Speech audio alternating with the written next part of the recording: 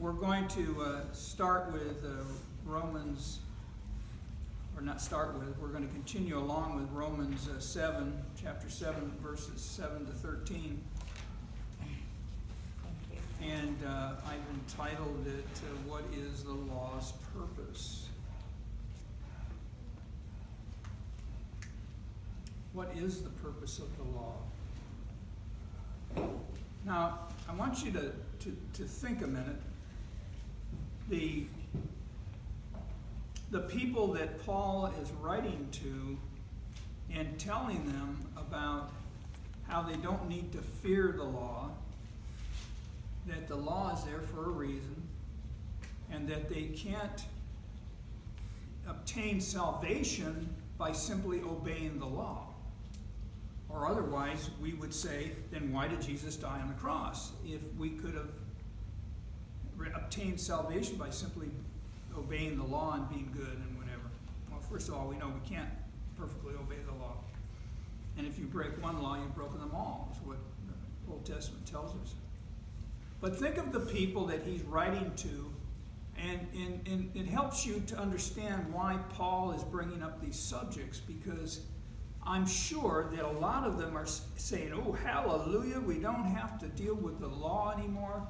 We don't have to, we can kind of, now that I'm saved, I can go back to living the old way I lived before, and everything's sin away. Everything's wonderful. But, so Paul starts to bring up this meaning behind the law. Why did God give the law in the first place? Especially since the law caused us to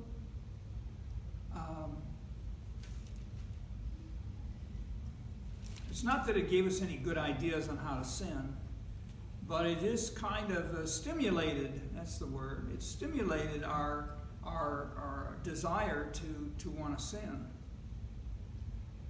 So Paul starts out by saying, what shall we say then? Verse 7, is the law sin? In other words, is the law bad? If it's stimulating me to sin, and it's not making me good, as if the law could make you good. Certainly not. Indeed, I would not have known what sin was except through the law. For I would not have known what coveting really was if the sin had not said, do not covet. And it just always bears repeating that coveting is not about envying. Envy is, it's a totally different concept. Because we can envy your neighbor's new car, but coveting says, I love this new car of my neighbor so much that I want it and I don't want him to have it. That's coveting. And that's a lot nastier than just saying, oh, I wish I had that car. But sin, seizing the opportunity afforded by the commandment, isn't that interesting? He's personalizing sin, and he's kind of like saying, if sin was a person, he would have seized the opportunity afforded by the commandment saying, do not covet, produced in me every kind of covetous desire. So before, I didn't even know what coveting was. Now I found out that it's against God's law. And now, sin has just produced in me every kind of coveting desire. For apart from the law, sin is death. So apart from the law, sin it makes us sinfully, it makes us unavoidably aware of sin. Once I was alive apart from the law. once I was alive, apart from the law. But when the commandment came, sin sprang to life, and I died. I died in my spirit. Your spirit's already dead, but I mean, it's not a physical death. I found that the very commandment that was intended to bring life actually brought death. I don't think, it's interesting because we just have to keep drumming this into our head because humanly speaking, we look at the laws and we think, even the civil laws that we have, don't jaywalk and stop at the stop sign, don't do a California stop where you roll through it, all of those things. Well, that could be a Texas, it doesn't have to be California. Texas, yeah. It could be a Texas stop as well.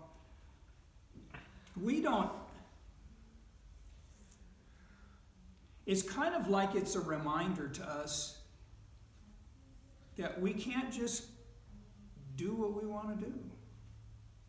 Because if we do that, then sin is going to seize that opportunity, and it's going to jump right in and cause you to think and to do all kinds of stuff that maybe you wouldn't have even done before. It just shows you the strength and the power that sin has. For sin, seizing the opportunity afforded by the commandment, deceived me, and through the commandment put me to death. So then the law is holy. Holy, remember, means set apart from God. In this case, we know that the law was given by God, and God is not going to give you something that's not good.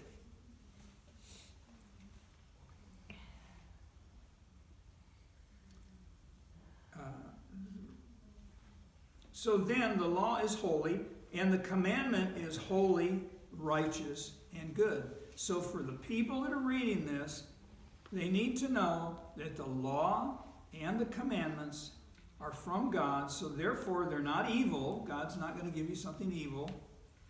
And that they're righteous and they're good. Did that which is good then become death to me? So if the law is good, because God gave it to us, then so did that which is good, meaning the law, then become death to me? By no means.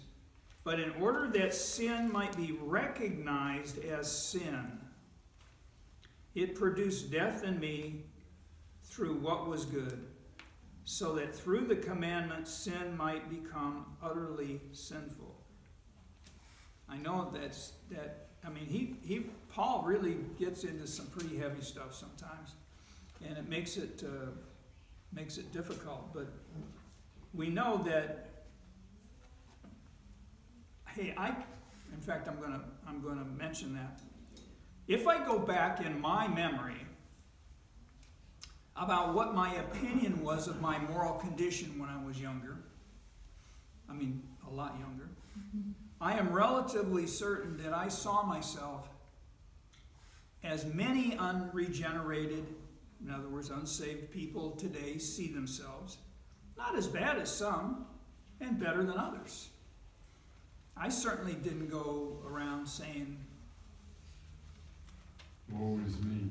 or we used to say in the Catholic, mea culpa, mea maxima culpa, because of my fault, my most grievous fault. In other words, you're walking around beating yourself up over, but yet I had no concept of sin. I was taught to memorize all of this stuff, but I had no concept. Just like Paul said, I didn't know what coveting was. I had no idea. The law, meaning the civil law, remember how many types of law are there in the Old Testament? Over 600. Well, no, not. I didn't mean that. I mean, how many categories of sin are there? Civil, Moral, and ceremonial. okay. Yeah, that's the one I always struggle with too. So the civil law, we have our own civil laws today. They certainly had civil laws then. The Romans certainly had civil laws. But the Jews did as well. And they had ceremonial laws, which had to do with the priest and what he did and the sacrifices and so on. But then there was the moral law, which was the Ten Commandments.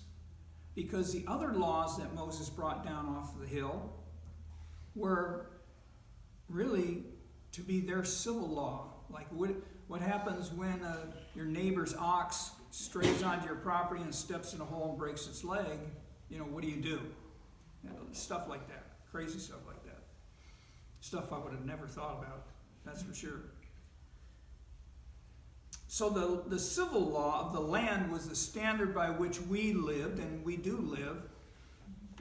That's why there's laws against stealing and against assault. Assault and battery, by the way, which means the illegal beating or touching by force of another person.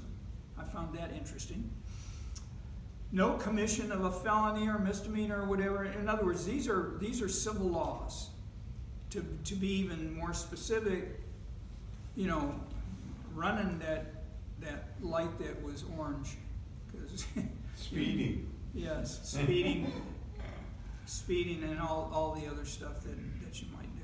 And there's lots and lots and lots. Then there was the moral law handed down from God in the form of the Ten Commandments. It appears that Paul, now this is an interesting take. It appears that Paul, being a Jew, was certainly aware of the law of Moses. But he didn't seem to embrace it. Why else would he say, I coveted, but I didn't think there was anything wrong with coveting, because it's just never occurred to me, even what coveting meant, I guess, or I find that hard to believe. And just so you get the idea of what I'm saying, when I was raised in the Catholic Church, I was in a similar situation that I just described Paul. What did I know about bearing false witness against my neighbor, or worshiping false gods, or coveting? Certainly, I was in a church where they worship false gods all the time in the forms of the saints. And yet, it Mary, never... the Virgin Mary. Yeah, it never occurred to me. Well, one thing, you weren't taught that, even in Catholic school. I didn't even know what the word meant. Like most people, I was a slave to my flesh. Now you just press your little way back button and remember what you were like when you were 15, 16, 17, whatever. We were slaves to our flesh. That's how we lived. That's what we lived for. Was the next Friday night, or when the guys all sat around and drank beer till they puked on their shoes. That's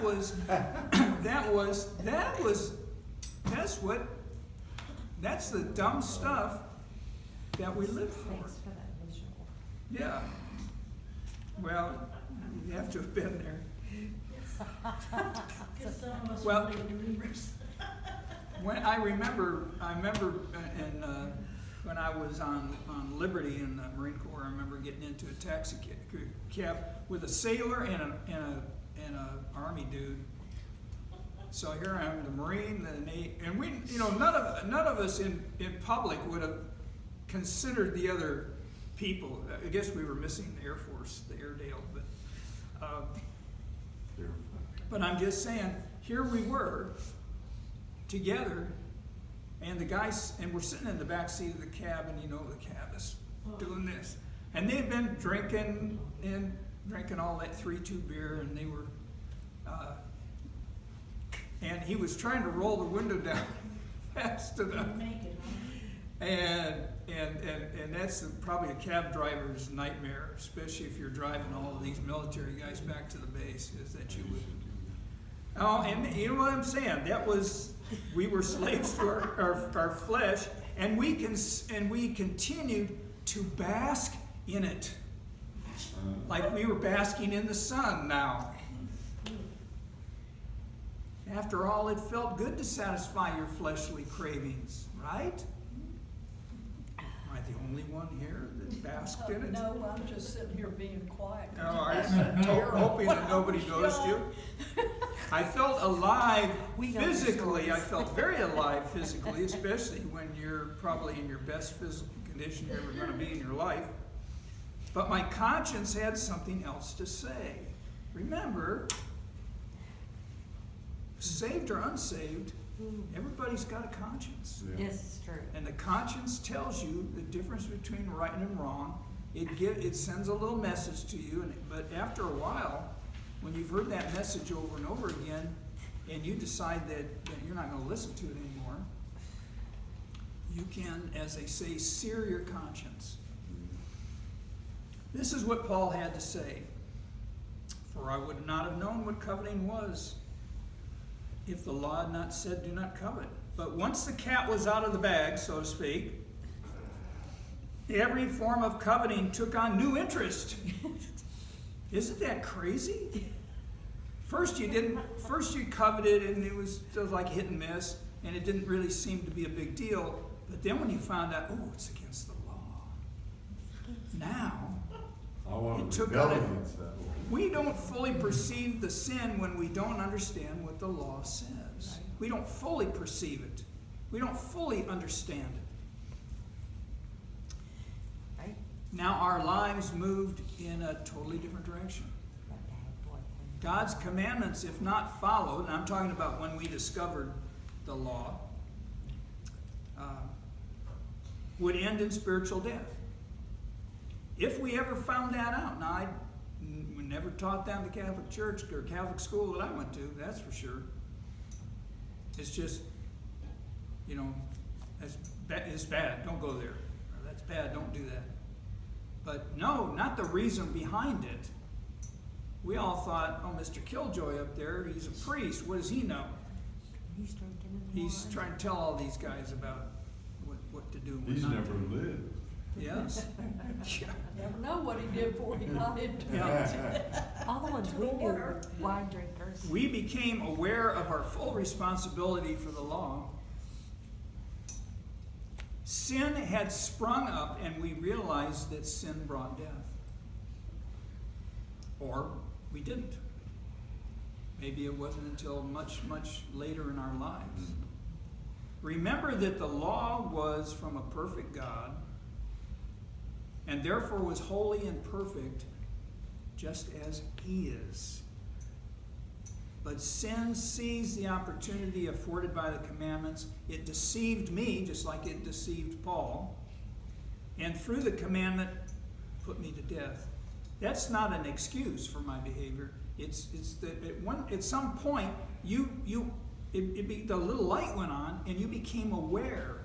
You understood.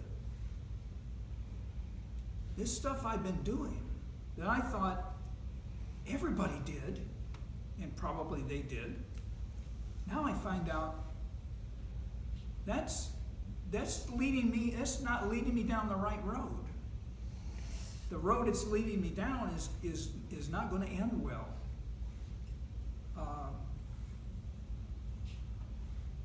If Tom were here, I'd have him tell him the story of how he and his little cousins and whatever would, at a wedding, well, the adults are in the other room. They were in the kitchen doing shots or drinking beer or whatever they were doing. I have a feeling it wasn't just beer. And that's how he first got the taste into his mouth.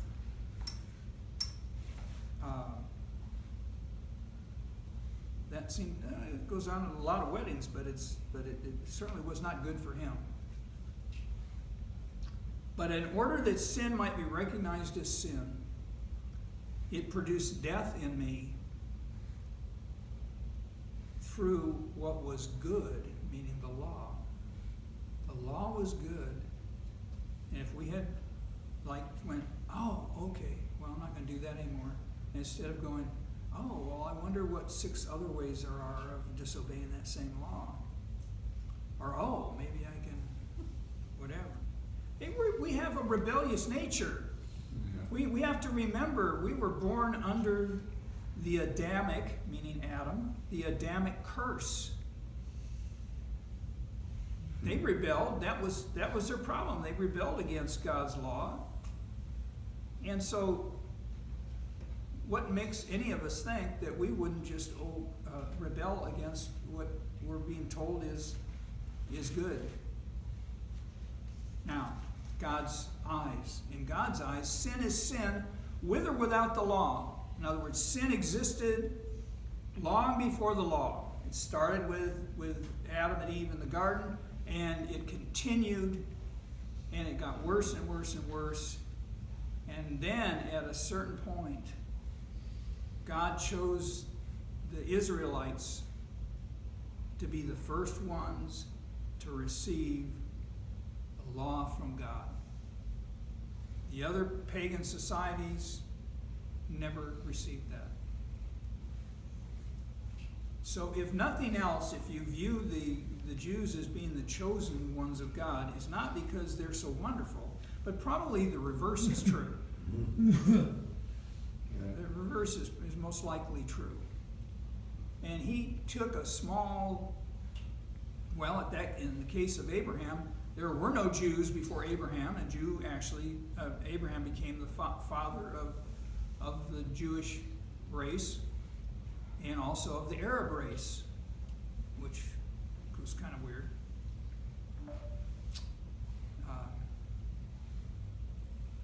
But man needed to have a clear understanding of what sin was, so that conviction, that feeling of guilt, could cause him to repent and to ask for forgiveness.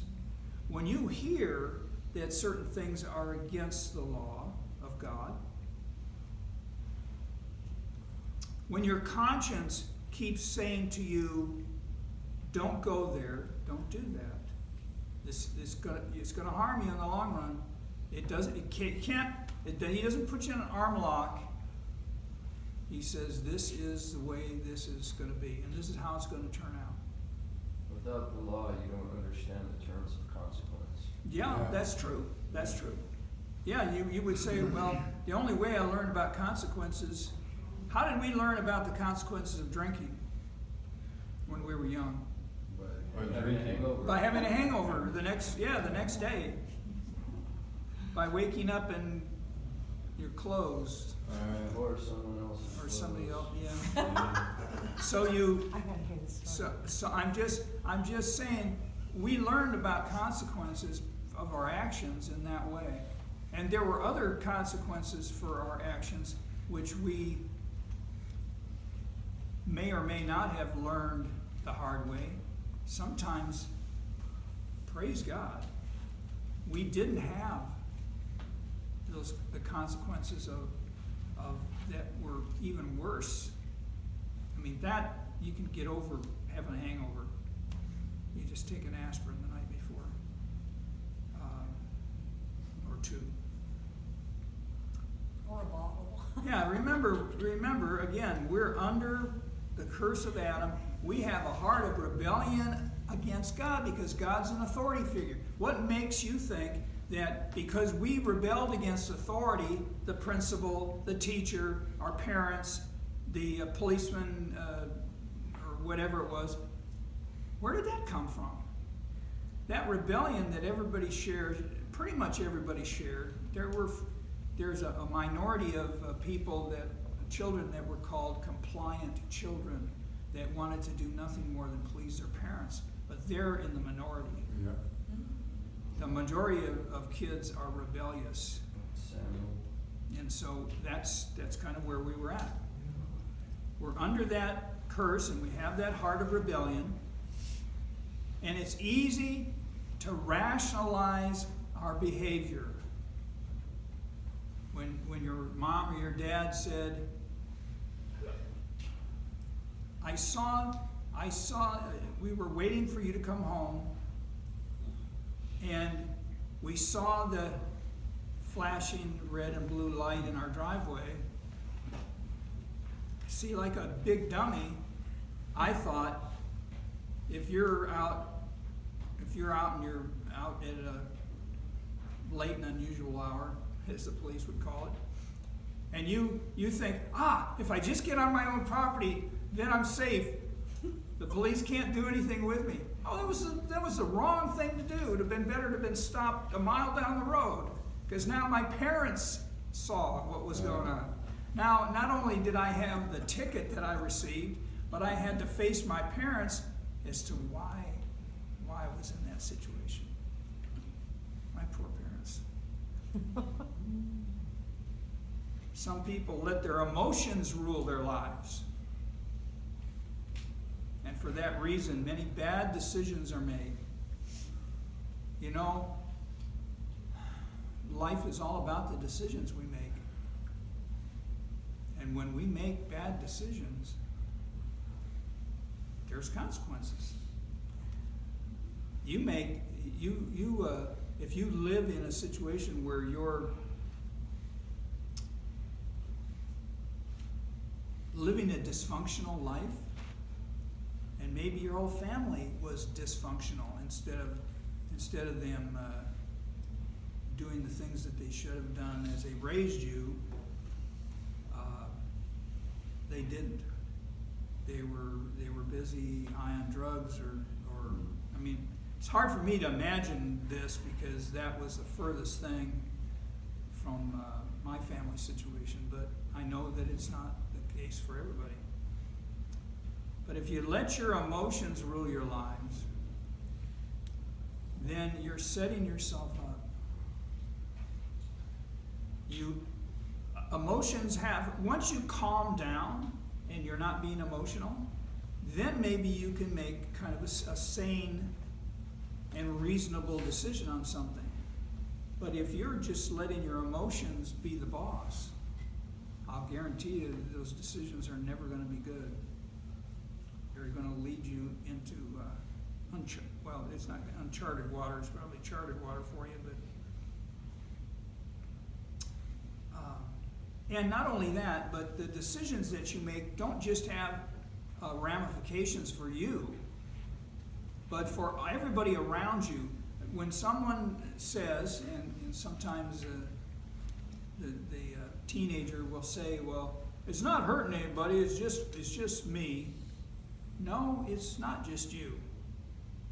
It's hurting your parents because they see what's going on. It's hurting everyone around you. There's a circle that it affects. It isn't just you. So that's why it's so destructive. Some people are aware of personality traits that they've inherited. And this is true. I know. You would agree with that. Sometimes you have inherited from somewhere in your family, not necessarily just your mother and father, it might have been from your uncle or your aunt or whatever, an anger issue. And that anger issue is plagued you your entire life. It's the reason why you burst into anger and got into fights at school or whatever. It wasn't always, like I was saying, you can rationalize your behavior and you can say, well, Mom, the reason why I got in the fight at school was that he was talking bad about you. Well, maybe that was true. Maybe he actually threw that in there. But that's probably not the reason why you got in the fight with him, because you're defending your mother's honor. But we become aware of the personality traits, and we try to make allowances in our everyday lives. When those traits are destructive, we need to make some kind of allowance for that. We have to say, okay, let me see. When I get to this level of being upset, I know that when I reach this level, I'm out of control. So I'm not going to let my emotions get any further than this. In fact, if I have to notch it down even more, I'll do that. Because I see what the consequences are when I just let it rip. Just let my emotions take over. And if you've had bad experiences, and that's usually what it takes, you say to yourself, I don't want to go there. I know what my tendency is. And I don't want to go there. I don't want to let that be what I don't want my experiences and my anger to rule my life. I want to rule my life. And then we kind of find out later that we really want Christ to rule our lives. Amen. We've all inherited from Adam a desire to rebel against authority. We talked about that. And the ultimate authority is God. So a lot of people, when you bring up their relationship with God, or who they believe in or who they trust, they'll say, "Oh, well, I don't like religion." Well, we're not talking about religion. Oh, well, in the end, what they're saying is, I don't want God telling me what to do. I want to make the decisions. I had to go through my whole adolescent life and having my parents tell me what to do, and now I'm in charge. No, you're not. You just think you are. Yeah. If you recognize that there is an answer to being under the control of our flesh, we might seek the solution and seek God's solution. There is hope for people, no matter. Now, sometimes it's long-term hope when people are way so deep into it that it's really difficult to get out of. But there still is hope. Because if there's anybody who knows all of our characteristics, we think we know about ourselves, but frankly, I would say we probably don't know. God knows us. He created us. He knows better. He knows he knows how, if he wanted to, he knows how to push your buttons like your friends maybe do. To make you just like, hey Bill, watch this. Hey, blah blah blah. I hear he came in last, and get the guy all riled up, just so they can see what he's going to do. But we don't. Without Christ in people's lives, there is no hope. And somehow people have to that are in denial need to get past this thing of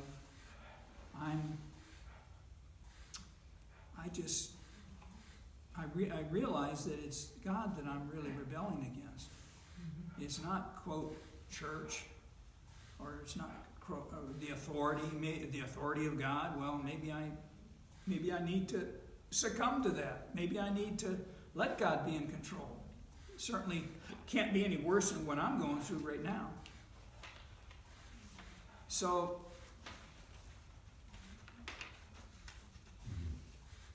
we had our little walk down memory lane. Okay. I just said, follow scripture, humble yourself